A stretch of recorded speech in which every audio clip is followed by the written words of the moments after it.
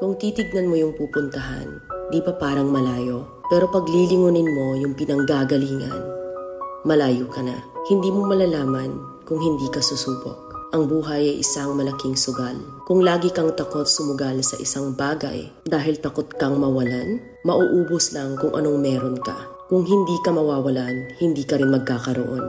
Kung ano man ang mga desisyon mo ngayon, yun ang magiging buhay mo bukas. Lakasan mo lang yung loob mo. Dahil ang mundong to, aapakan lang ang mga mahihina. Ibangon mo palagi ang sarili mo. Balang araw, magugulat ka na lang na ang layo na pala ng narating mo. Kahit mabagal ang progress, basta may usad at kumikilos ka, okay na yan. Wala tayong magagawa. Ganyan talaga ang proseso ng buhay. Lahat tayo nakakaranas ng hirap. Hindi natin alam kung hanggang kailan tayo dito sa mundo. Kaya mas piliin mo maging mabuting tao. Ang pinakayaman na maituturing natin sa sarili ay ang ating mga pangarap.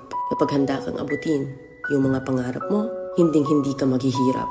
Kung lagi kang may pinagdaanan sa buhay or pagsubok, pruweba lang yan na isa kang magiting na sundalo. Sa mga pagsubok, diyan ka aangat, diyan ka babaguhin. Yung tatag mo kung paano ka mag-ayos ng problema.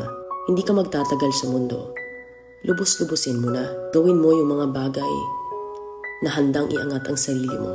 Huwag mo isipin yung mga sinasabi ng iba at huwag na huwag kang panghihinaan ng loob dahil lahat ng tao ay may iba't ibang desisyon at iba't ibang sitwasyon. Huwag ka lang mawala ng pag-asa. Hindi mo naman kailangan madaliin lahat. May proseso ang bawat ganap mo sa buhay.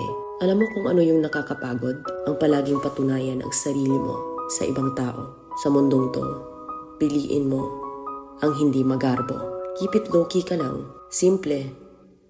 Na kahit na alam mong meron ka, hindi ka babaguhin ng pera. Kasi lahat ng yan ay isang pansamantala lang. Pagpatuloy